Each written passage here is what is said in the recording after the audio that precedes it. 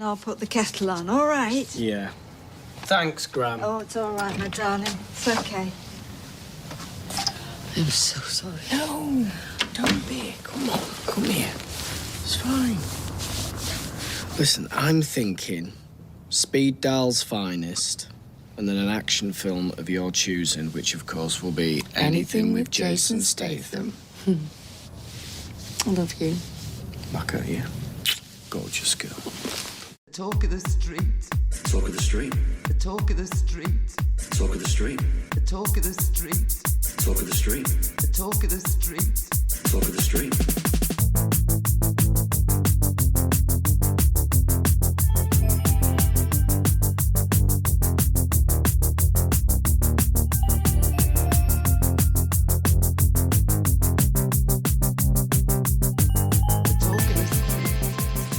Welcome to episode 382 of The Talk of the Street, an unofficial Coronation Street catch-up podcast. I would have liked to have seen the first half of Wednesday's episode from Kirk's point of view because I felt like I was watching it from that. I'm Gavin.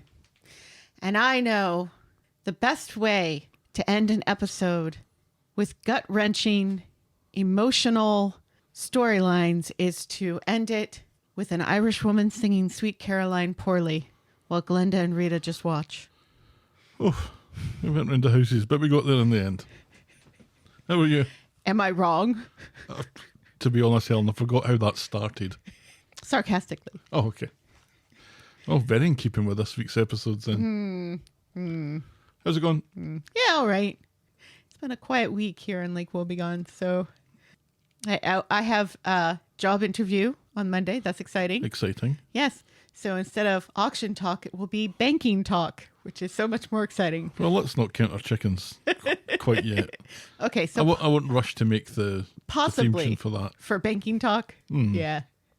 You didn't get an insurance talk or an annuities talk. Yeah. No, and you don't get an HR talk. Well, we very rarely get to speak about my week. Well, tell me about your week, Gav. Let's hear it. I wrote an app that will write your sequel for you based on your dynamic table and join selection. Would you please stop fucking with AI? I wasn't fucking with AI. It's nothing to do with AI. What do you think I said? Well, it's an app that will write a script for you, yes?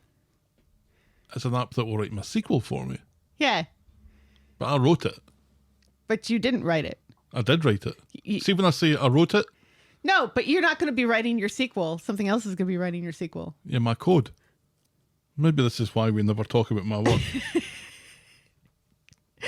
You write sequels at work now? I don't think I even understand. I'm very proud of you. Good job. Gavin works with computers. I never said that. Your mother said that. Yeah, that's what you're thinking, though. No. SQL is a structured query language that you use to interrogate databases. Okay. So I was thinking like it's going to write the sequel to your novel for you. And that's why I was confused. I'm no longer confused. I am no longer confused. There we go. Well, yeah, you either get a job you love that pays poorly or a job that pays well that you just tolerate. Yeah? I'm quite enjoying my work at the moment. Well, that's good. It comes and goes. Yeah. When you've been doing the same thing for about 20 years, it has its ups and its downs. Correct. I guess. Yes. So this is kind of interesting. Well, that's fun. I'm glad it's kind of interesting for you. Yeah. Is it as exciting as your app that you made here at home to map out movie times? Do you know, as surprising as it may seem, it's even more impressive than that. I'm shocked. Shocked, I say. Running Man tomorrow. Very Yeah. excited. But no sentimental value. No, so we'll have to watch Nuremberg instead, since we didn't get to watch Nuremberg last I want week. to see regretting you. You could have gone any day last week after work and seen that terrible movie. Yeah. I'm picking a good time to do things like this at the end of the year when Right. it's performance review time. That's smart. And my boss thinks that being able to have an app that writes your SQL or SQL is very impressive when it's not really that impressive. Shh. You don't know he doesn't listen to this. It's kind of easy if you know what you're doing. Shh. Don't tell him that. Anyway, shall we preamble, my dear? Yes, please. Give us some of that relational Corrie news. Another database reference. Ooh. Ooh. Ooh. Melissa Johns, who played Imogen Pascoe on Corrie, a.k.a. a girlfriend of Selfish Kate. Oh, yes. Yes. Imogen. Yes. Has given birth to her first daughter, so mazel tov to her. That's great news. It is great news. I can't remember what she looks like, but that's Blonde. great news. Blonde, you say? Yes. Plus, her name was Imogen, which is like one of the greatest names of all time. Makes me think of Imogen Poots. Right, which is the best name of all That's a time. great name. I wish my name was Imogen Poots. Any time I can say the name Imogen Poots, it just makes me happy. Yeah. As part of the Corrie/Emmerdale crossover, fans will be able to vote as to which characters from both shows they want to appear. Oh, great. Let's make it a choose your own adventure. Then. Because it wasn't gimmicky enough just doing this whole stupid crossover. Viewers are invited to comment their dream duo on both shows' Instagram page announcements. So, How can we fuck with this? How can we fuck with this in such a way that they won't do it again? Let's have, I don't know enough Emmerdale characters. Let's have ghosts from both sides. Oh, that's a good idea. Yes. Oh, can we have ITV Stefan? Okay. He played someone. I can't remember who he played in Emmerdale. So, And I can't remember what his real name is, so I can't look it up. Stefan versus whatever he is on the other show. Yeah, let's do that. Yeah, that's hilarious. We'll work this out properly. We will. And we'll start a social media campaign because Oh that's God! easy apparently. When I saw that, I was just like, "What? What are you guys It's totally doing?" choose your own adventure. Or Yeah, it's like, guys, remember how you were forced to make Becky come back because you listened to people saying that Becky should come back, and how poorly that's going? What is wrong with you people? that's not going well.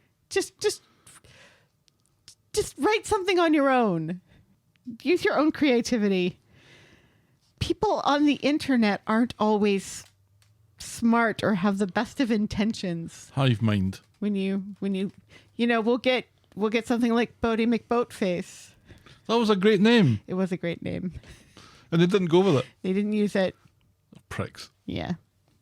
And finally, Jane Turncliffe, who played Yana Lum on the show from 2004 to 2007. You're making these names up. You shush. Revealed she was going to be brought back onto the show to have a renewed relationship with Les Battersby, only for it to fall apart when Les actor Bruce Jones was fired for revealing spoilers. So they had her all geared to come back on the show because she had an affair with Les before. Right. So they were like, oh, we're going to bring her back and they're going to have an out in the open relationship. She was all ready to come back. Contracts had been signed apparently. And then, oops, never mind. Because somebody can't keep their gob shut about what's going on. They fired him for that. And yet Corrie spoils itself every day of the week now. And that's Corrie News. Breaking Corrie news. Hey, I got the whole stupid, we're going to let the fans write the crossover episode. I remember. It was a slow week. It feels like it's been a slow. It feels like everything's been a slow week this week. Right, yes. Except for like the Epstein files, but never mind. And the rumors going around that Donald Trump gave Bill Clinton a blowjob. Oh. Have you seen this? I don't know who I'm most disappointed in.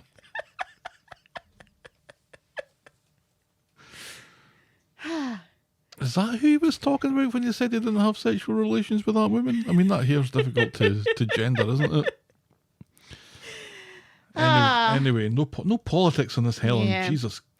Neither one of whom is the president with the largest penis in history. That would be LBJ. Oh, I see what you did there. Who famously... Oh, that wasn't a joke. Well, it was a joke because his last name's Johnson. But also Oh, I there's... was going for the BJ thing. Oh. Well, there's that too. But also there are recordings of him calling his tailor because, you know, you recorded everything. Remember there was all those telephones around the LBJ library? Yeah, I think I know this, but continue. And yes, John Oliver's talked about this. The fact that he called his tailor because he needed his pants let out in the crotch because there wasn't enough room for his... Nuts. Yes, and penis, apparently. He needed more room. So His either pants it were was, crushing his nuts. It was an impressive set of meat and to veg or just really tight pants. Anyway, I feel we must move on. And that's Corrie News. Our, And also presidential history. Fuck off. Move on to our feedback section. I like to call it Everyone's a Critic.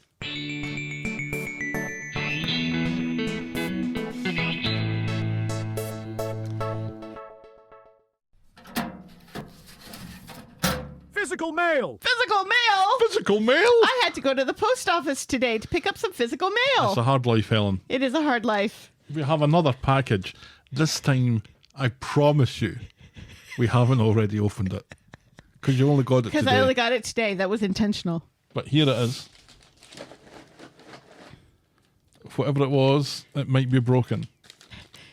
Well, what do you mean? I Whatever pass it it over was. to Helen, who does the honours, and we really are opening it this time. Yes. Now, this is from Canada, so there is a customs tag on here. There's a customs tag and French. Yes. So we do have an inkling of what is inside. This is from D. Hines, Canada. Did you just dox D. Hines? No, I just said the country. I didn't even say the province. It's Canada. And D as in the initial D. I don't think that's D. Hines'. D. Hines' first name is not D. What if it is? Oh, that's going to sound great on a set of headphones. She has... I didn't imagine this was going to take so long. Well, the box is like... She's wrapped it in brown paper. She How or do you know he. it's a she? I don't know. It's a she. That's Do men send us things? I'm Except for Seal My Fridge. I'm using a Seal My Fridge mouse mat still at work. Nobody's asked me about that. I'm so disappointed. Christmas must have gone on in New Year in your house. Fucking hell, Helen, come on. You know, look, it's a Coors Light box. Oh, I used to like Coors Light. That's why it's wrapped in brown paper. I loved Coors Light. Because she used a booze box. Grab some scissors. As we go on to minute 3 of... Alright, it's open. There's bubble wrap. She bubble wrapped ketchup We're chips. sticking with she. Oh, there are... Oh, wait. Oh, We got some Ruffles poutine chips up in here. oh, come on! Oh, yeah. I'm claiming them. Yeah, you can have them. I love I poutine. want one. And then a package of Lay's ketchup chips, which is good because I've already eaten all of Granny's. All right. Poutine flavoured chips. I mean, It's gravy and cheese. where do you start? Beefy cheese and chips. Okay, yes, this is from Deborah. September 2025. So it took a little while to get here from Canada. Hi, love your podcast. I've been listening for about 3 years. Wow. I've been watching Corrie for 30 years. Wow. Think I enjoy your podcast more. Aww. Aww. Yeah, you're not sending no poutine chips to the show, Deborah. Nope. I'm sending Helen her long requested ketchup chips. Yes, man. For Gavin, poutine chips. Oh, you know me so well. In parentheses, you can share, but they are far better than the ketchup. Up to you. Oh, superb. P.S. I was considering signing up for Friends of the Podcast, but the U.S. tariffs have broken my boomer budget. I shouldn't laugh. But we do appreciate it. And this, I think, makes you a potato chip friend of the podcast. Yes, definitely. For 100% sure. Thank you very much, Deborah. Yes, thank you so much. You know, it's funny when we put something out into the universe and the universe responds, isn't it? It's a lovely Oh, postcard with puffins. puffins. Little puffins. What does it say at the top? I'm not going to say because then people would know the province that she's from. Something in Labrador. Who knows what it could be? I really want to go to where that is. And see puffins? It's been a long-held dream of mine. Well, we only have, 4 U.S. states, and then we can start hitting up Canada. Or we can hit a number of Canadian provinces if we drive to Alaska. Moving on. Thank you again, Deborah. It's very Yes, kind of thank you, Deborah. Very, very kind. I shed a wee tear when I picked it up. Because it's just so nice that people are so nice to us. I know. We could be genuinely horrible people, and yet people are nice to us because they like our podcast. And you will never know. We are delightful. I'm an absolute fucking delight. Tara writes, regarding Wednesday's episode, I thought they did a good job portraying Shona and David's thoughts and feelings while waiting for the appointment. It was reminiscent of Paul's special episode. I remembered a little bit of that in Paul's special episode. I liked Paul's special episode better than this one. Oh, yeah. I'm just going to say that right now. I think we've probably all been there, worried and totally preoccupied, but unable to confide in those around us and just trying to put one foot in front of the other. And Fiz and Tyrone continue to be Weatherfield's most inept parents. Apparently it hasn't occurred to either of them that 12 and 14-year-olds are more than capable of doing dishes and laundry. Amen, brother. Well said. Then Modeep writes, hi, just listening to James O'Brien on LBC, 14th of November. The London meme was played. Hopefully the one that you did, but I'm not sure. Well, let's have a listen.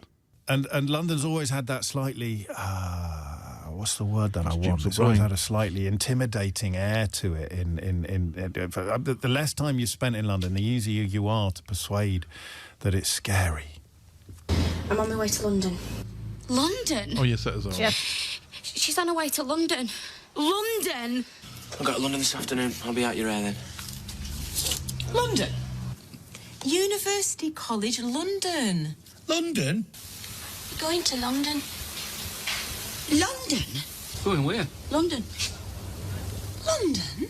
Might give London a go. London? I've been banging on the Barlow's door for ages. There's no answer. No, she's in London. London? I'm staying here a few days, then I'm moving to London. I've got a job interview on Monday. London? London? Why are you saying it like that? Why are you saying it like that? It's lovely that. I could name probably 3 or 4 of those actors off the top of my head. Johnny Briggs and Helen Worth were definitely in there. I think Sally Lindsay was as well. But that was put together on social media because it's funny. It is funny, James. Yes, but James, it was put together on social media by the Talk of the Street podcast. And it was funny like 2 years ago. It's still funny. Is it? He was having a good old chuckle at it. Yeah, he was. And I don't think people say it that way because they're terrified of London. I think it's because they hate London. There's a difference. And he was wrong in the... Well, he was partly wrong. Johnny Briggs was in the clip, but Helen Worth wasn't, and No. Sally Lindsay wasn't either. So just goes to show you, James O'Brien, you don't know everything. Go to London, I guarantee you'll either be mugged or not appreciated. Or Modeep continues. condescended to. Also, what was happening with the voiceover and the monologue stuff on Wednesday? Don't they know that soap opera direction has rules and that this broke them? It was also crap, says my own inner monologue voice. I still think that the Tim/newcomer son in the Rover storylines will intersect despite what was said on the podcast last week.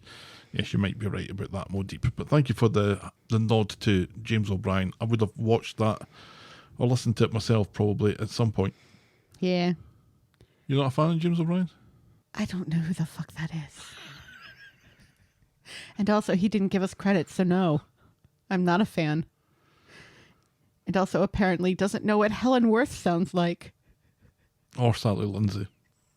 Well, I am far more indignant on Helen Worth's Of behalf. Because, you know. Helen. Yes. Then, of course, Cheeky writes, Corrie put me through it this week, and not always in the way they intended, between Kit throwing his weight around, Becky manipulating everyone with the subtlety of a brick, and Kevin spiralling in ways the writers refused to actually explore. It felt like the show kept brushing past the real emotional meat and settling for the shallowest version of every storyline. Kit's behaviour in particular was ridiculous, even for him. The Shona and David episode was the standout. For once, Corrie remembered that giving characters interiority is allowed. Seeing both parents process the exact same terrifying news through completely different emotional filters felt honest in a way the rest of the week didn't. It actually made the rest of the storylines look flatter by comparison. But in spite of all that chaos, the week ended stronger than it began. The Shona David material showed what Corrie can be when it slows down and treats characters like actual human beings. And Joanie's return gave things a little heart again. So even though half the storylines felt like pulling teeth, the show managed to land on something genuinely hopeful. Looking forward to hearing your take, especially on Kit, because I know you won't hold back. I actually thought Kit did a good job this week. Well, mostly. Yeah. He did something fairly reprehensible, but... Right, but his heart was in the right place. Eventually. Yeah, I don't think he told Brody to give one up on Sally and Tim. Oh, I'm not talking about that stuff. Oh, you're talking about, the other stuff, yes. Yeah. That was reprehensible Monday. Stuff. That was Monday. That was ages ago. You expect me to remember what happened on Monday? Well, some of it would be good. Thank you very much to Cheeky, to Modeep, and to Tara, and obviously to Deborah. Thank you very much indeed for getting in touch. We absolutely appreciate it. Feedback's always welcome. Send us your thoughts and I'll probably read them out. Get us at the talk of the street at gmail.com, or our DMs are open at Corrie Podcast. And we love it when people write actual letters to us and send us boxes of crisps. Send your proper mail /crisps to the Talk of the Street, PO Box 12, Eaton Rapids, Michigan 48827. Please note that we reserve the right to edit feedback, but only in the interests of brevity.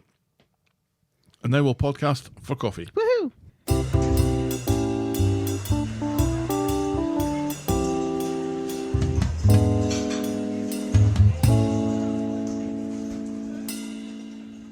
Drinking their own coffees this week. Or drinking my own peace tea. And pink Grapefruit pink grapefruit juice. There we go. Ruby Red. Yes. You know it.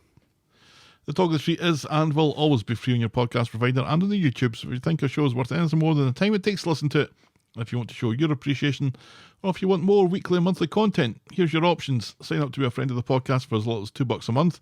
Sign up at patreon.com/the Talk of the Street, ko-fi.com/the Talk of the Street, or hit the join button on our YouTube channel at youtube.com/the Talk of the Street podcast. Friends of the podcast get access to our weekly spoiler show, the Talk of the Street Spoiler Alert, and our monthly classic Corrie show, the Talk of the Street Classics. And if that wasn't enough, you also get a shout out at the end of every podcast and your name on the credits of the main show. If you prefer something a little less formal, you can also buy us next week's coffee by going to ko-fi.com. That's ko-fi.com/the Talk of the Street. And all our links can be found at linktree/Corrie Podcast. Remember, you can always support the podcast for free. Get us in front of new listeners by liking, subscribing, rating and reviewing wherever you get your podcasts. And I meant to say, the London stuff, we have now earned $30 from advertising on that on YouTube. So, mountain bikes for Christmas? Maybe. All right, shall we dive in, my dear? Yes, please. Our first storyline this week is Shona Up the Duff. Yeah. On Monday, David and Shona are discussing the pros and cons of having a boy or a girl. David wants a boy because boys are easier, which makes Shona spit on his back. Right, yes, and remind him of someone named Max. In Nina's roles, Sarah is playing it cool with Kit because of what David said the other day about the future. She wants to know if this is just a bit of fun for him. Kit's pissed off at this and heads to work. On his way, he has a word with David and tells him to stay out of his business. And when David gives him some lip in return and pushes him out of the way to get past him, Kit arrests him for assaulting a police officer. Yep. I think this is about the cheek he's talking about. Yeah. And he has form on this before. He's done it before. Yeah. For roughly the same thing. Yeah, pretty much. He does like to throw his weight around, our Kit. He does. But was it outraged during it? I think I was more outraged because he's done it before. Right. And haven't they just... It's like they put all this behind them. I think David was focusing on the ping more than anything else now. I think he'd got over the fact that he and Kit were supposed to be having a feud. Kind of feels like that's... No! Should have died. No. Kit is mad because of the family putting bets on how long his and Sarah's relationship. Yeah, but they're and niggling, that happened Friday. But they're niggling at each other.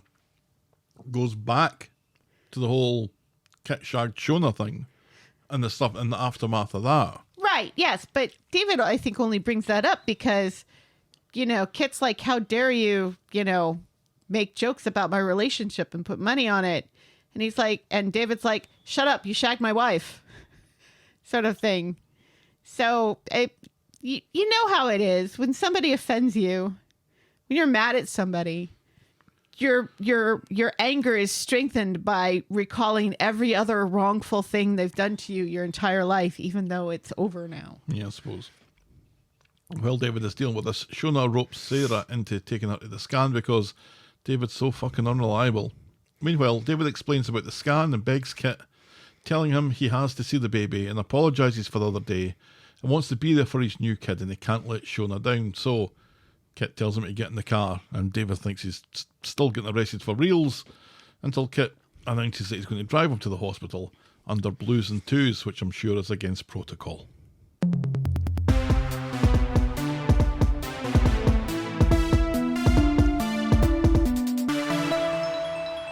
It was almost like the coming together and the barging by and the fake arrest was all just to facilitate this. Yeah. Them going to the hospital. All together. Right, exactly. Yeah. So after Shona and Sarah complain about their men and Shona agrees that Sarah should break up with Kit, just like she's about to dump David. But then the menfolk arrive at the hospital just as Shona's being seen. During the scan, Shona and David are thrilled to see their baby, but the operator sees something that they don't like. Rather than do the usual where they pretend that they need to speak to a doctor, right? She just comes out and says it. There's a mass on the baby's neck. David thinks they're talking about a Catholic service. The doctor refers them to a specialist to get more information. Outside, David insists that the baby is a plat, and plats are survivors. But Shona can't help but Vogel masses on babies' necks, but she's interrupted when she gets a text that their appointment for the follow-up is tomorrow. Super quick, NHS. Audrey comes over to talk blue or pink with them. David says yellow and doesn't go any further into any more details. Kit goes to see Sarah waving a pair of white underpants at her. He's had time to consider the dealio, and although he loves his routine, he wants to let her into that. And so he asks her to move in with him.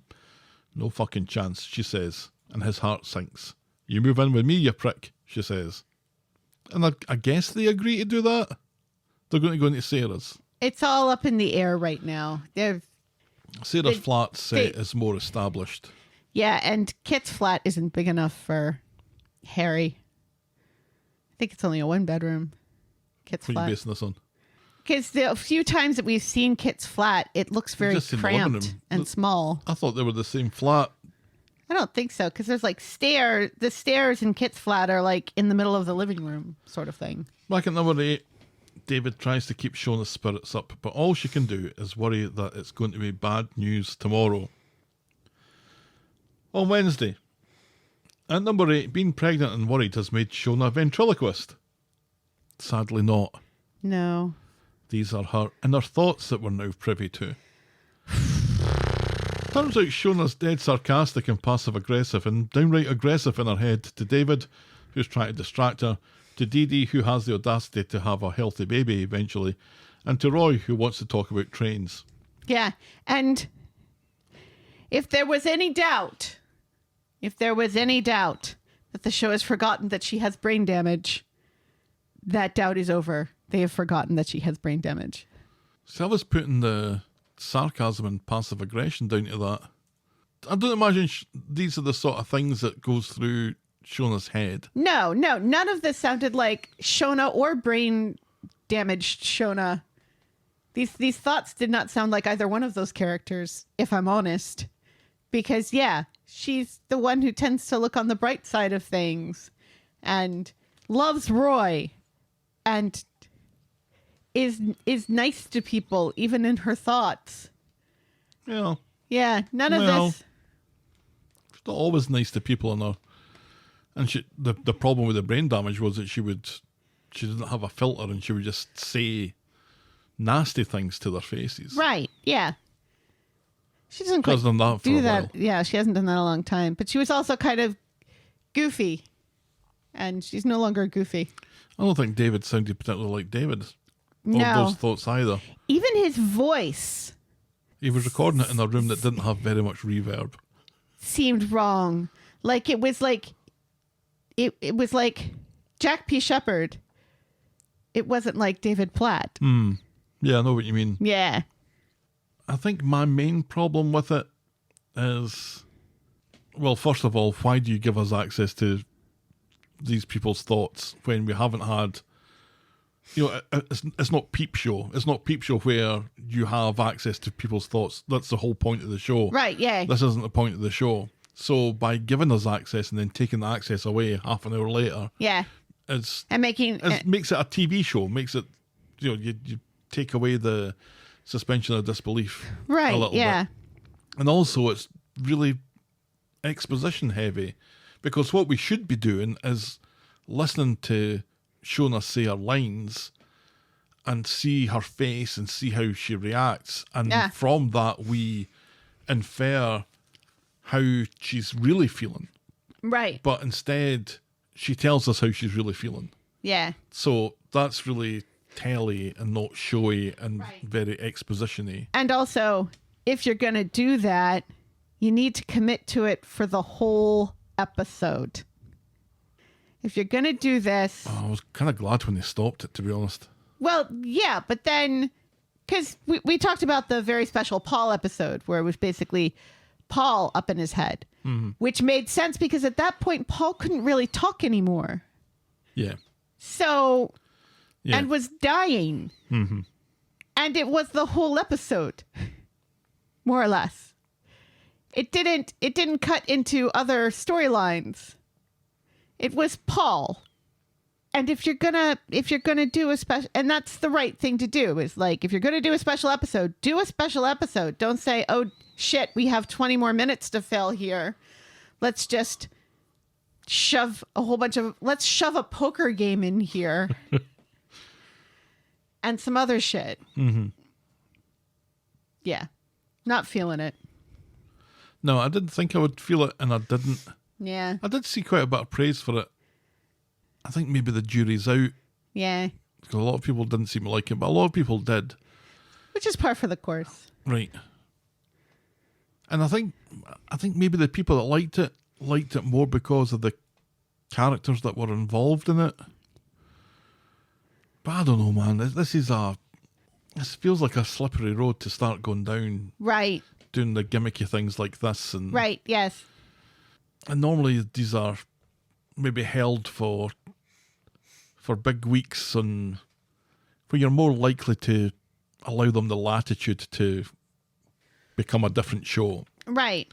And the whole point of view thing as well was weird. It was. Because it wasn't their point of view. It was the point of view of the person that they're talking to.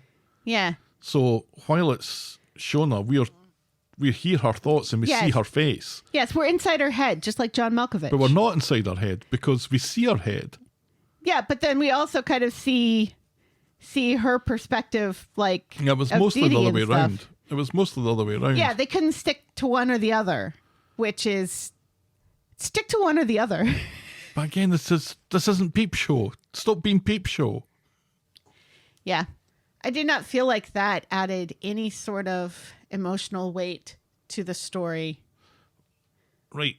What added emotion? And the reason it didn't is because Shona and David were behaving exactly how you would imagine them to be. Shona is really worried, and David is trying to cover up his worry by being an asshole. Right.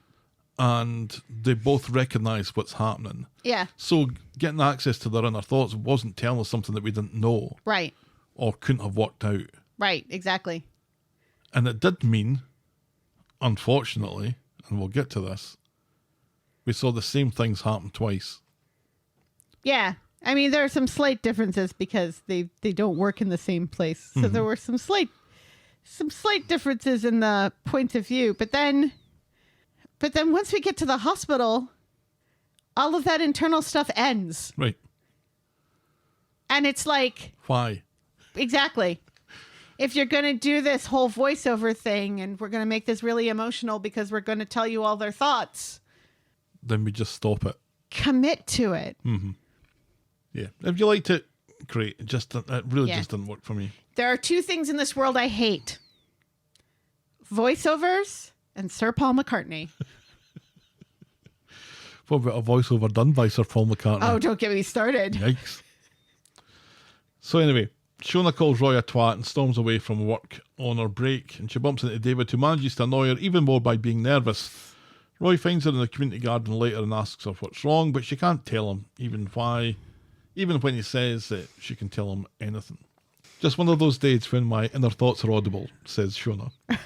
Later, she's sitting in the car about to drive to the hospital, waiting on David, who's faffing about, to the point where he finally shows up. She tells him to fuck off out the car and she'll go on her own. At the hospital, Shona's been antagonistic to medical posters, seemingly on her own, as she's called by a nurse. And as much fun as all that was, we relive it again from David's point of view and his internal thoughts. Where Shona was aggressive as fuck, David is more panicking internally, worrying about Shona, trying not to say the wrong thing by constantly saying the wrong thing, trying to be strong and coming across nonchalant. By the time David has half cut Mary's hair and then finally got in the car and Shona tells him to fuck off, we hear that he tells her that there's no way he's leaving, that they're a team. So when they're both at the hospital, when Shona is called, and whatever spell allowed us to hear characters in her thoughts is broken and it doesn't happen again. Nope. Sadly, it's bad news. Not the lack of inner thoughts. That's fucking great news. No, the bad news is that the baby does have a growth on her neck which will affect her breathing, and that can cause a build-up of amniotic fluid, which could cause premature labour. David is shocked, but Shona is more interested that the baby is a girl. Right, yes, because the doctor lets that slip, says, your daughter. And it's like, that's really not professional, is it? Yeah. Don't know that I believed that. No. But at this point, I'm not believing anything. Well, no, there's that. I do think that this is really impactful when you have somebody, a doctor saying to you, because of the risk factors here, you're eligible for an abortion. You know, we can terminate this. Mm-hmm. And I mean, we can either terminate or you're going to have this really complicated surgery that may or may not work. Yeah, and your life is at risk during that. Right, yes. And if we do nothing, your life is at risk. Yeah. So... And those are the options that are presented to her. Yeah, and none of them are great options. Back home, Shona is positively giddy with excitement. She's choosing to be positive, and there's a chance that the baby can be born healthy. David is far more negative and isn't happy with the risk assessment. He doesn't want to lose Shona and thinks they should consider the termination. After all, he says, we lost Kylie just when she was crossing the street. Right, yeah. Shona thinks it's as risky as a cesarean, and it's her body, so there'll be no talk of termination. Nick comes in, tears streaming down his face. He's brought some cheese because Audrey has invited them all over for a celebratory slap-up binge. At the dinner, they reminisce about David stealing packed lunches at school. Audrey talks about the war, but the talk about the baby is kept positive, and Shona will only say it's a girl, no mention of growths or terminations. Nick proposes a toast to the baby girl. When everyone goes, David tries to bring up his concerns again, but Shona is insistent everything will be fine, she's having this baby, and David can suck on her balls if he thinks any different. On Friday, Lauren visits number 8 and offers Frankie's old clothes to Shona, and Shona breaks the news that they're having a girl, and this surprises David that they're sharing news with a perfect stranger, but Shona points out that she's not a perfect stranger, and she might have ended up being family if things had worked out differently. Right, I was like, yeah. oh yeah, I forgot about that. Yeah. I forgot how David disapproved of this. That feels like years ago. Don't you remember, David, when she lived in this house? Right. Do you not forget? She slept on your couch the night that Joel was murdered. She's the reason your son is in prison. You're bound to remember her. It's Lauren, but it's racist Kelly, really. Right, I think it's the headband that's throwing him off. And the hair. She's got fluffy hair now.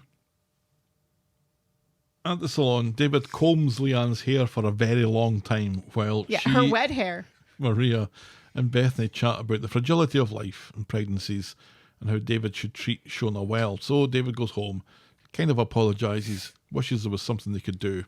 Shona says there is. She's going to live off supplements, and she's going to be the healthiest mother that there ever was. And that's as far as we get with that this week. Yeah. Supplements. Supplements famously have cured cancer on the street, haven't they? Yes, or just generally supplements work. Do we not forget Portion Aid? Oh, I remember that. Yeah. She was through the supplements. Until her friend who was... Remind me how that went. Until her friend that was preaching the supplements died of cancer.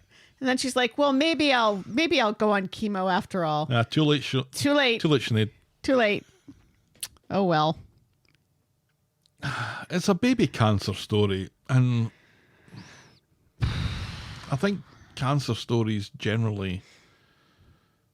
Let's just say there are too many of them. Yes.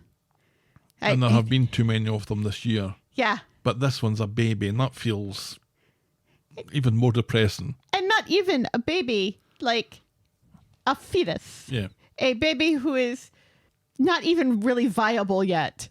You know? Who's... What did they say? Did they say that she was 24 weeks? Is she that far along? I mean, she's got a bump She's got a bump now. But it was only like a month ago that she told everybody she was pregnant. The whole pregnancy test thing, that was last month, wasn't it? I don't know. Remember how the timeline didn't make sense with Dee Dee's pregnancy? I don't think they care anymore. I'm convinced that with Dee Dee, they forgot to write it down. And they're like, when did we make her pregnant again? Oh, fuck it. She's 3 months. That'll do. Yeah, probably something similar. Now, as much as I disliked the method in which a chunk of this story was told, I did think it was generally told pretty well. I think they've picked interesting characters to give this to, because you're right that the Shona character is maybe more synonymous with more uplifting stories, or more, but not depressing stories. Am I right in saying that? I kind of have this feeling that she doesn't really get depressing storylines, but then she did get shot in the stomach. Shot in the stomach and got brain damage from it. And also, let's not forget her son. Well, that's her son. Right, yes, but it's her We're going to son. need to take a little break here, because and that is... I've had poutine chips here, and we haven't tried them yet. Oh, dear. I can smell them already, and they smell awesome. Yes. All right. One. The equivalent of one. I like them. They're like a beef crisp, but not quite as beefy. Yeah, I feel like the flavor could be stronger. Both the beefiness and the cheesiness. I think it's the cheesiness that's cutting through the beefiness. That's not the first time I've said that. I shall devour them later. We're getting the performances that we would expect from Jack P. Shepherd and Julie Goulding. I think we can agree on that. I think they're playing the roles well. They're doing the best with what they've been given to do. Yes. I just don't know that we need this story. I don't think we need this story told slant. Yeah, no. It was pointless because it wasn't the whole episode. And because they were saying things, they weren't really even, their internal monologues weren't really great either. It was just basically, ugh, why can't he leave me alone? I don't want breakfast. And, oh, she really needs to eat. They weren't real thoughts. Mm-mm. Although I've only ever experienced my thoughts, so who knows what anybody else's are like. But the whole thing started off with Shona looking in the mirror and thinking, I'm dreading today. And I just felt false. I did. Because I don't think you wouldn't say that out loud, I'm dreading today. You'd say, I'm dreading this, or I'm not looking forward to this. Or... Yeah. So it was a weird choice of words. And it was yes, also especially for Shona. It's a weird choice of words to have in your head. And thoughts are far more cluttered and go off on tangents, and thoughts aren't typically, or mine aren't anyway, cohesive sentences most of the time. I'm not sitting thinking, oh, what am I going to do now? I think of the concept of that. Mm-hmm. I don't really think of it necessarily in English. You know, there are people that don't have internal Isn't monologues. that so Isn't weird? that weird? And there's people that if you say, imagine an apple, they can't do it. It just blows my mind. I'm thinking of an apple right now. I can't help it. A nice, juicy green apple. Oh, see, mine is red. Now I'm thinking of a pink lady apple. It's even juicier. It's a good apple. It is a good apple. So yeah, I get that it's weird complaining about the thoughts of someone when you never know what people are thinking, but I don't know, it just didn't ring true for me. All right. Yeah, and her getting mad at Roy's trains, especially, just... It didn't feel like something Shona would get upset about, even if she's really worried about something on her own. All right, move on then to our next storyline, Home No Help. On Monday, it's still tense at the Dobbs house, and Ruby and Hope almost come to blows until Fiz comes in and lays down the law. She's brought in breakfast from the cafe, and Tyrone is worried about the money, despite him owning the salon flat that everyone seems to forget about. Later, in a weirdly homoerotic scene, Kev is trimming Tyrone's toenails. I thought that was a lovely scene. Ty explains how shite everything is right now with the girls and Fiz. Kev says none of this is Ty's fault, and Fiz will soon understand.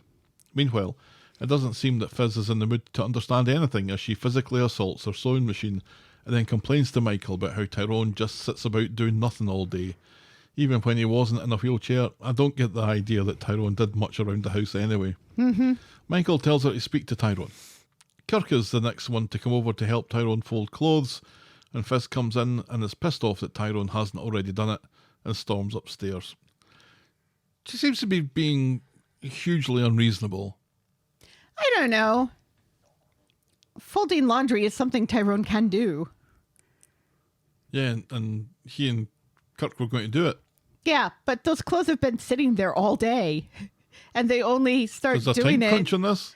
They're only starting to do it when she's walking in.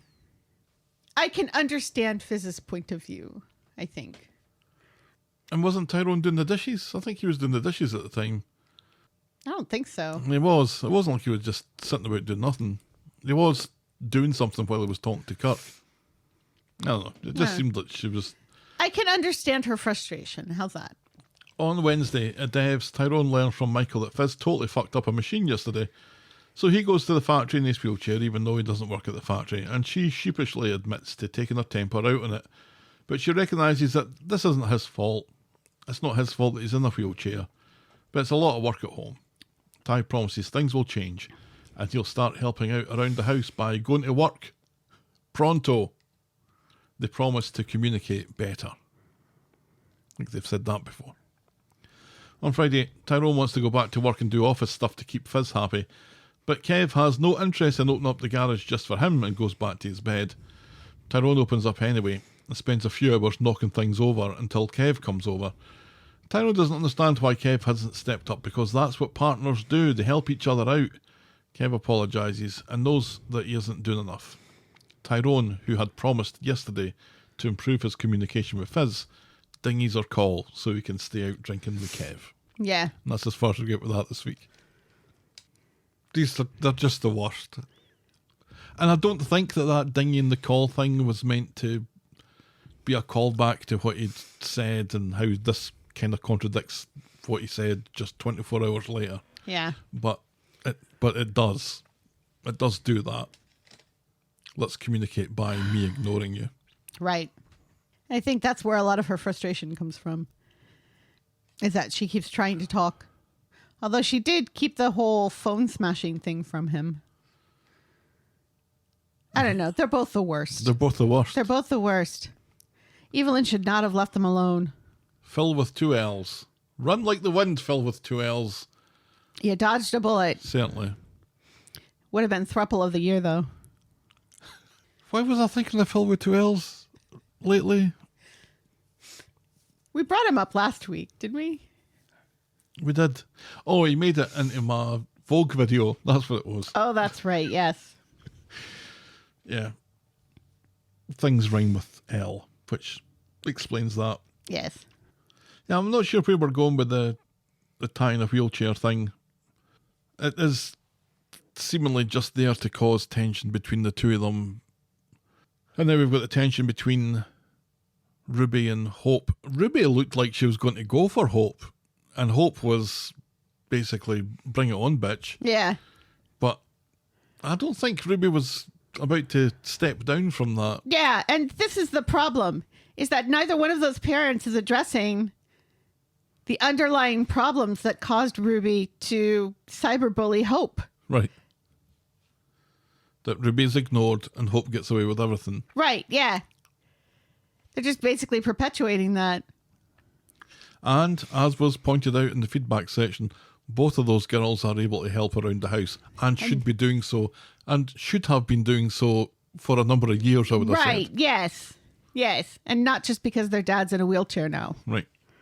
I don't know, we seem to have spent an awful lot of time on that and nothing really happened. No. All right, we'll move on to the next one. This is The Lonely Grave of Tia Wardley. This was the big story on Monday. There was far too much of this. On Monday, Carla is shocked to see Becky still at number 6, especially when she admitted to trying to split Swain and Carla up.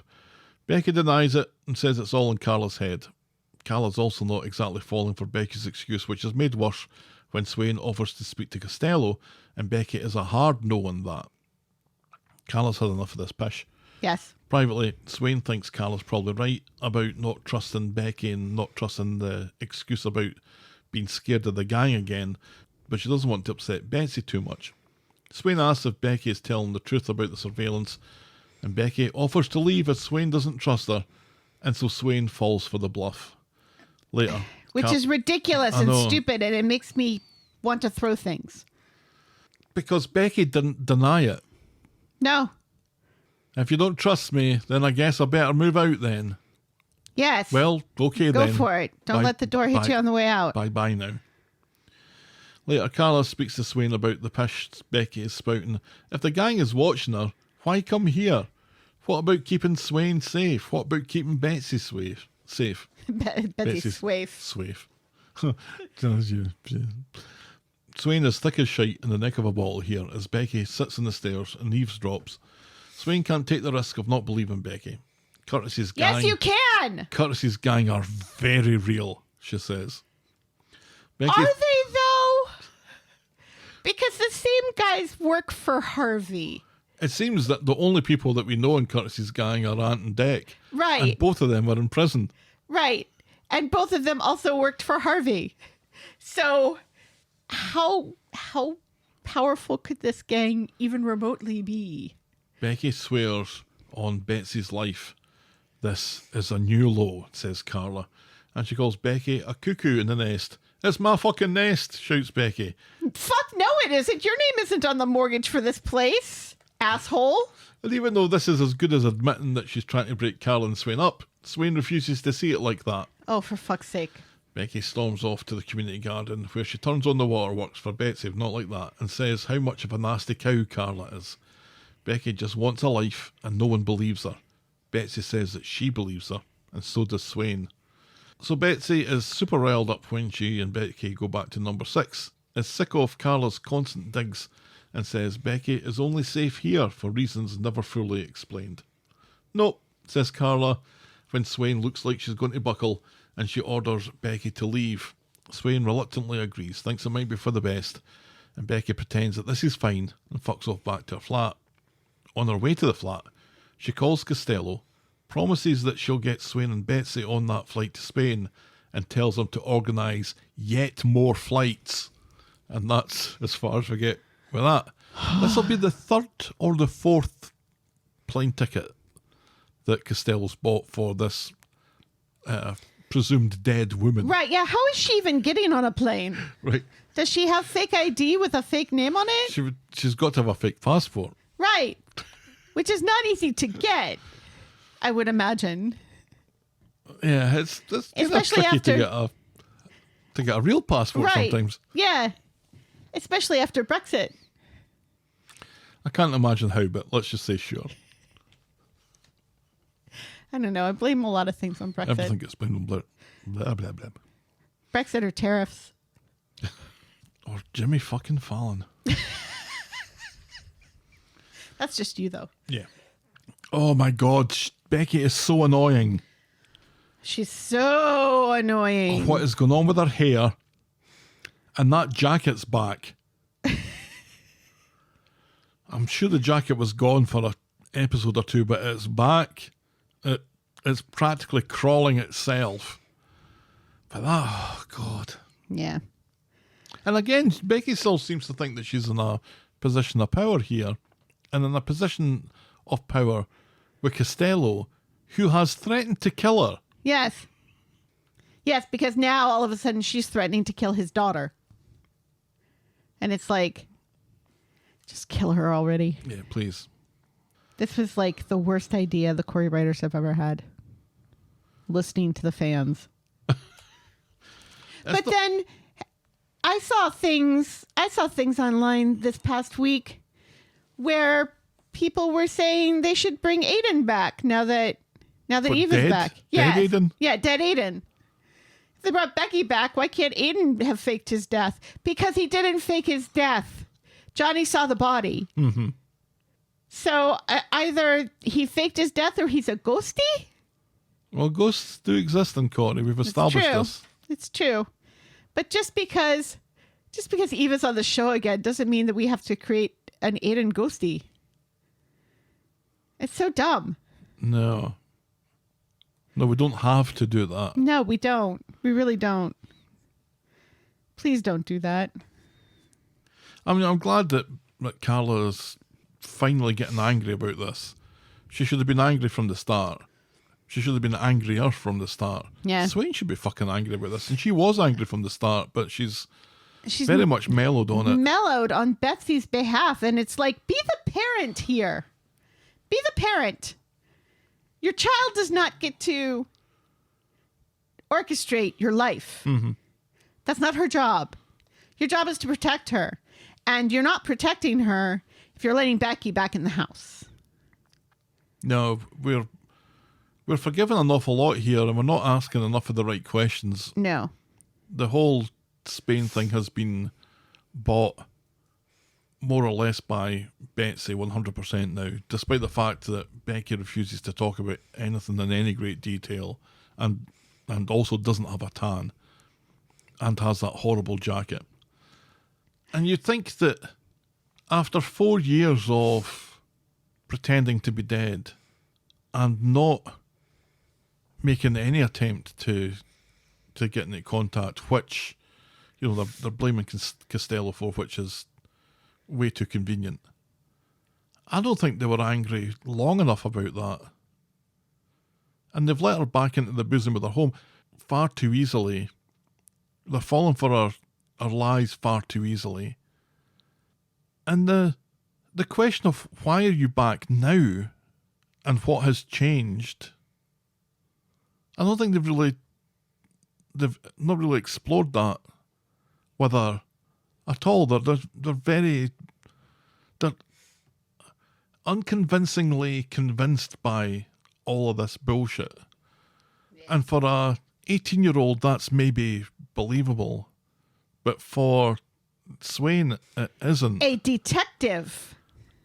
And even if she wanted this to be true, surely her career and her knowledge of what Becky was like beforehand, because we've got a few hints that life wasn't always entirely peachy there. No.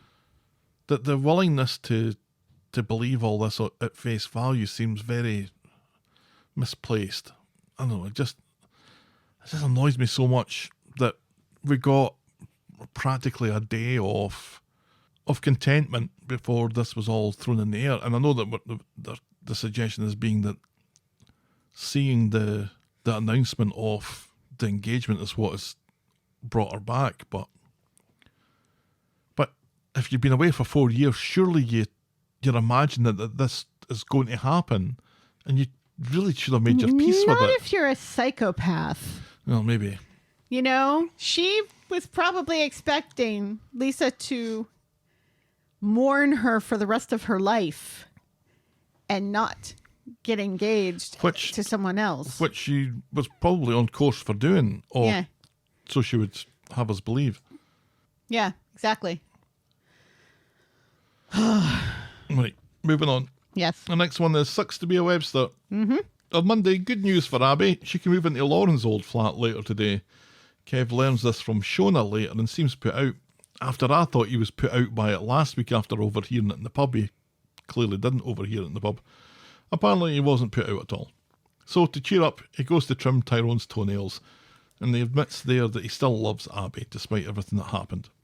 Later, Abby comes over to borrow a drill, and Tyrone badmouths Carla at every opportunity, leaving Abby to do all the moving stuff on her own. Tyrone admits to missing Abby, but Kev is still his BFF, just don't mention Molly Dobbs.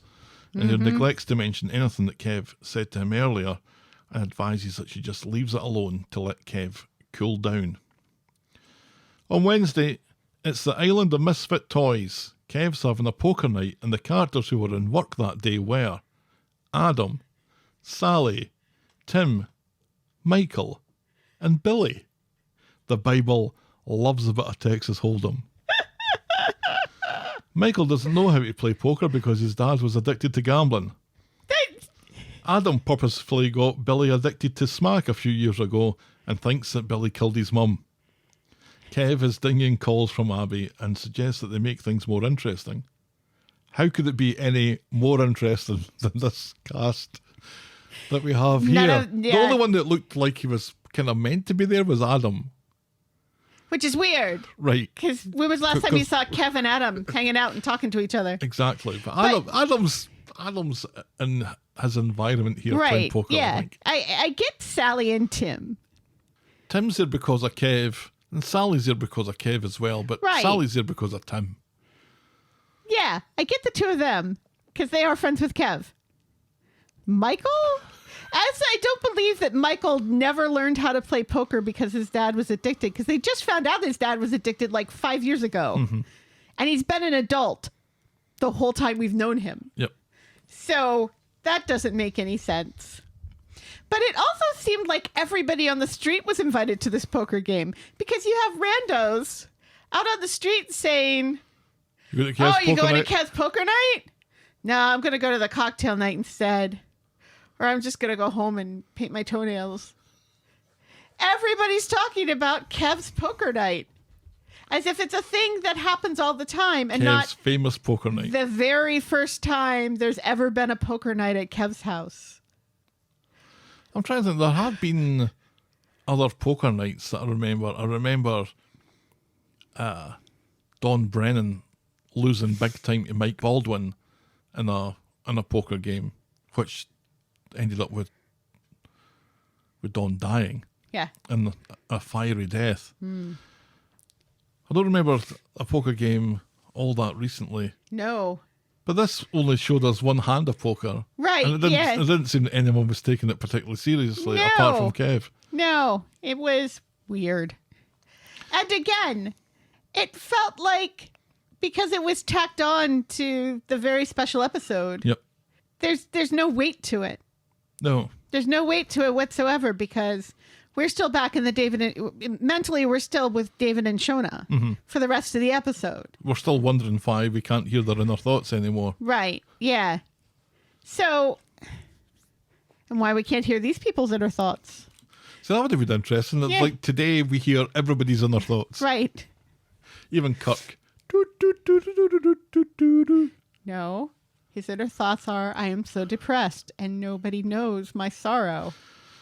Right. I am the crying clown. I am the, what's it? Not Pasquale. Who's a famous? Piero? No, in the song or the short story where the clown goes, or where the man goes to the doctor and says, I'm so depressed. And the doctor says, oh, well, the circus is in town and they have this famous clown that always seems to cheer everybody up. You should go to the circus.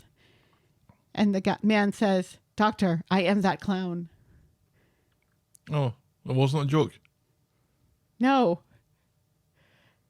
I was expecting a joke. No, it's one of those kind of like deep thought exercises sort of things, isn't it? It's also in a song. It's also in a song. I can't remember the name of the... People are shouting the name of the clown at me right now. I can hear them. People are folding laundry. And shouting names of clowns at me. Chance would be a fine thing. So, let's make things more interesting. Strip poker. No. He ups the limits and bets his car on a hand of poker, but Sally calls with Tim's car. That was nice of her. Betsy's car? Why would Kev be... Betsy doesn't have a car. Sally. Okay, you were saying Bet's his car. Yeah. I was Betsy's car. sure I hadn't said Betsy. Everyone else shits the bed. Kev has a full house, but Sally has 4 of a kind. Tim wants Kev's keys, but Sally says it was just a laugh and she's not taking his car. And she leaves like the thought of actually taking his car had never crossed her mind. Everyone leaves after this. Everyone leaves. Everyone leaves. Back home, Tim is worried that Kev would stake his car in the first place. But back at Kev's, he's sitting in the dark again. And that's as far as we get with that this week. Yeah, there is a real thing called the sad clown paradox, but I still can't find the name of that clown. Anyway, yeah. It felt kind of pointless, didn't it? Utterly pointless. Unless it's given us what Tim is suggesting and what we were talking about in the spoiler show last week. We should be worried about Kev's mental state. Right, yes. Because he's all alone in that house. We're already worried about his beard, but maybe we should be worried about his mental state as well. And his pajama bottoms. I don't know that. Pagliacci. That's the name of the clown. Excellent. And Kev is the Pagliacci of this storyline. That's, I think, He is a sad clown. That's the most specific reference of the week.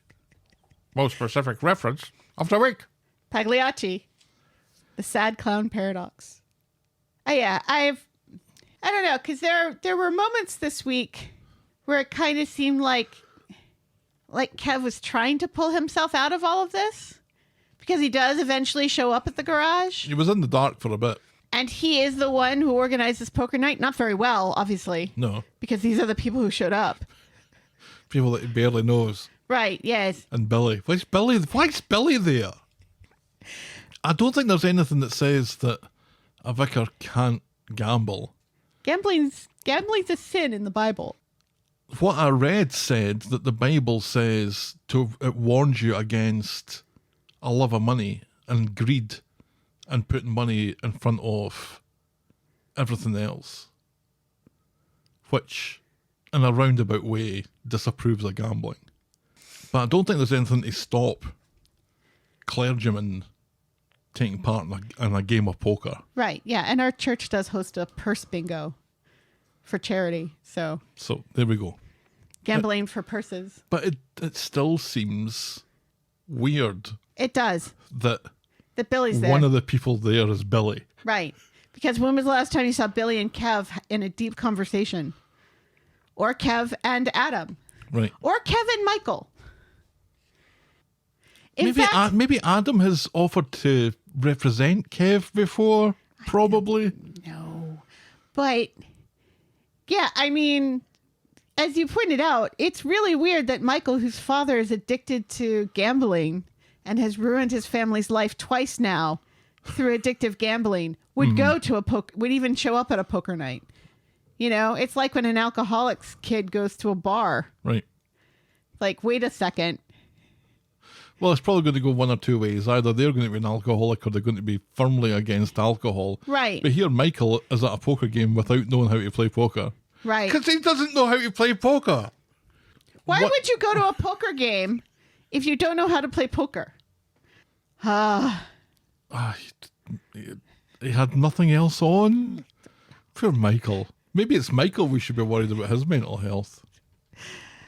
It just reminds me that last night at trivia there was a question about how many pieces are in a standard chess set, and Stelly was talking about 32. Yes, correct. But she's like, there's the horse ones, and then there's the slanty ones, and then there's the other slanty ones. Slanty ones? Yeah, the bishops. Oh, okay. And the rooks, and then the guys in the front, the pawns. You know, Spider-Man. Yeah, a strange decision, but normally when there's a strange decision like this, it's fun. And that's what because we enjoy these disparate characters mixing, but we didn't really get enough of it. There's only one hand, and it wasn't fun. No, It wasn't fun at all. Talking of which, let's talk about Tim's cherry. On Wednesday, Sally gets a call from the social worker to let her and Tim know that Lou's going to be in court tomorrow for fighting in the prison. The conversation is brought to a halt when Brodie and Shanice come in, and Sally announces that Joanie will be coming back tomorrow now that she's learned her fucking lesson. Sally's about to tell him about Lou, but Tim nixes that shite. Yes. Privately, Sally thinks Brodie will lose his shit when he finds out about this. And she's right to think that. Yes. On Friday, Sally's preparing for the social worker to arrive and to bring Joanie back while Tim is looking up Trisha on social media. Trisha, remember, is the old lady that groomed him. Right. Sally's furious when she finds out about this and picks the scab off the whole I wasn't groomed thing that Tim's got going. Meanwhile, Brodie's in Dev's when he runs into Kit, who wonders why he isn't in court right now. So Brodie storms back to number 4 and gives Sally and Tim a piece of his mind for treating him like Shanice. And he calls them terrible foster parents, just as the social worker wanders in with Joanie. Oh, pig's tits, says everyone. Yes. The social worker wants a word with Brodie and Sally about this. And Brodie downplays it, says he's just an angry teen and it was no big deal. We're all one big happy family again, insists Sally. Not entirely, says Brodie. Oh, fuck off, you prick, says Sally. And so he does. He meets up with Kit at Speed Dial and announces that Lou got another 4 months.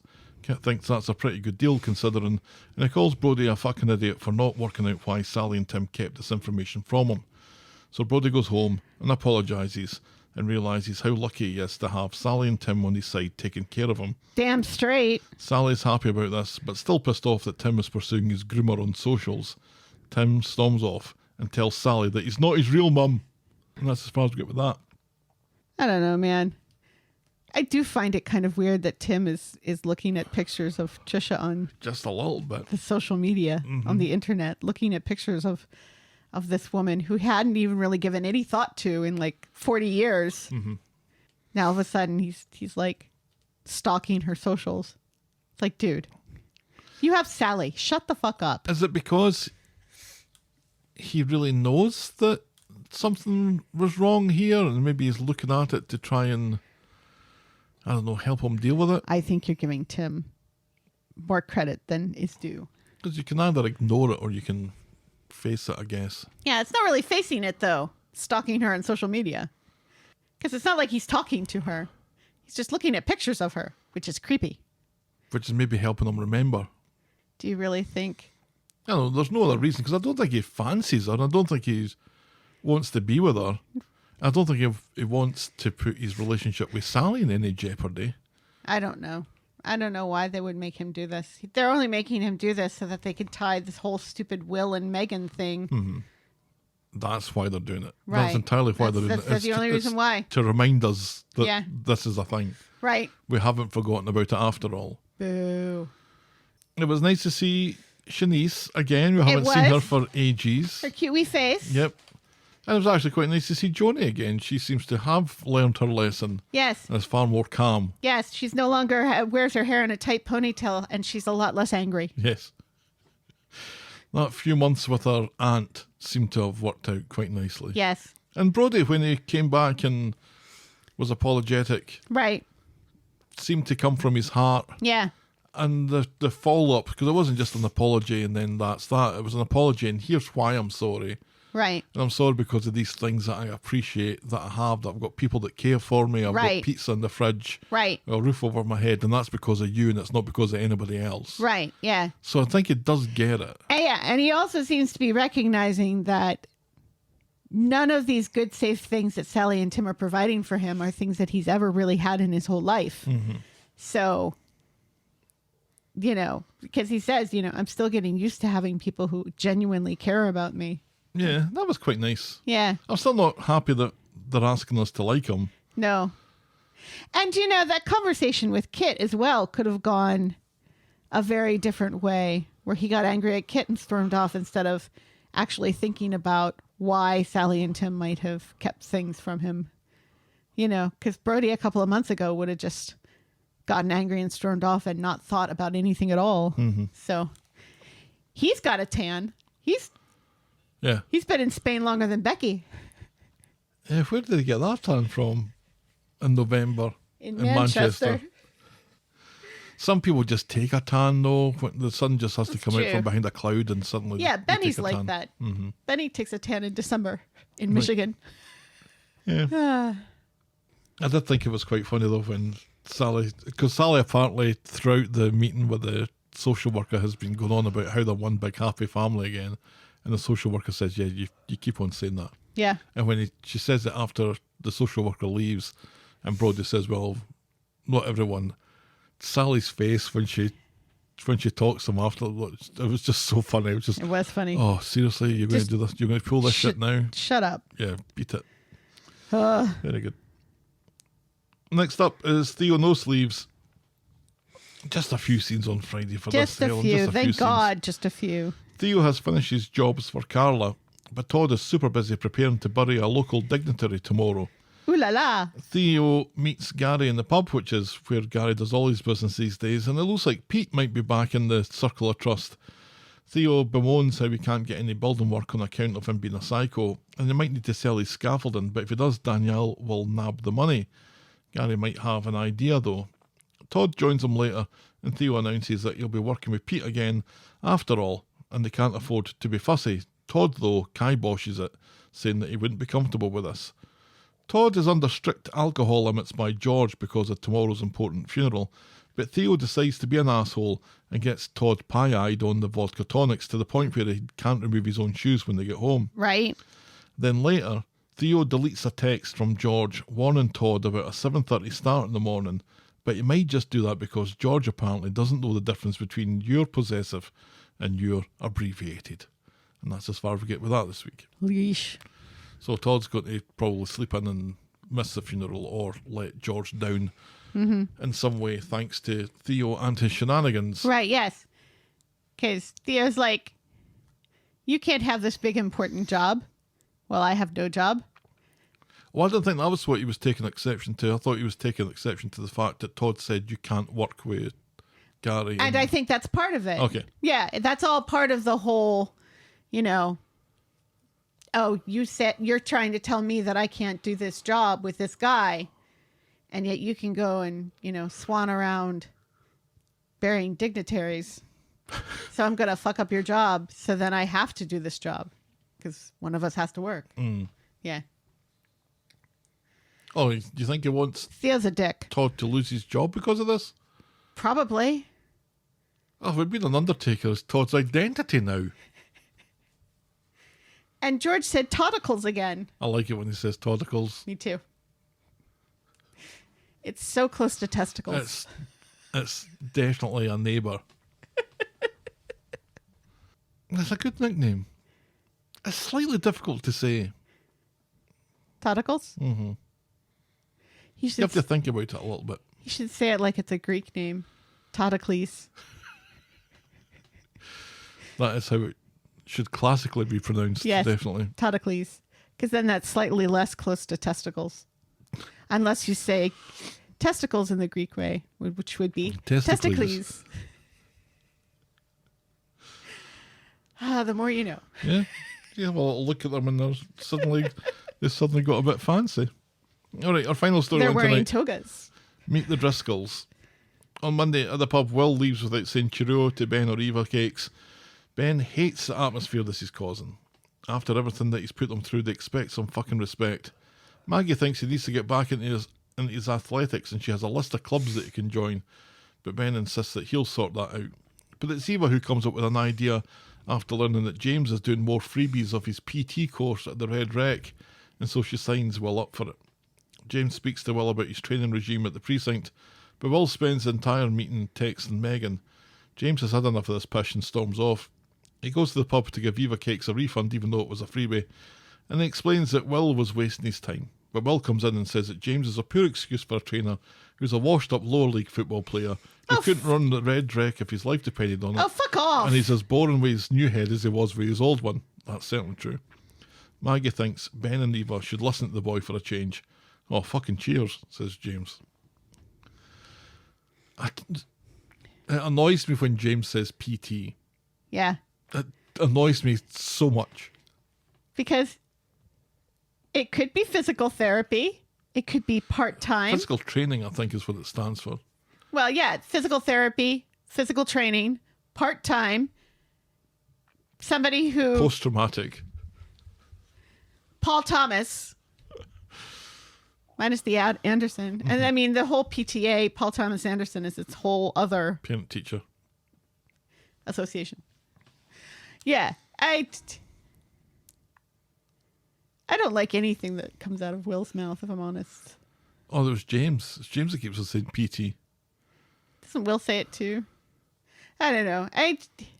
I felt like it was harsh saying those things about James, who was a good soccer player, apparently. You know, he played for Weatherfield. Yeah, but... And Will... Are they Man United or are they Alloa? They're probably closer to Alloa. But is Will running professionally?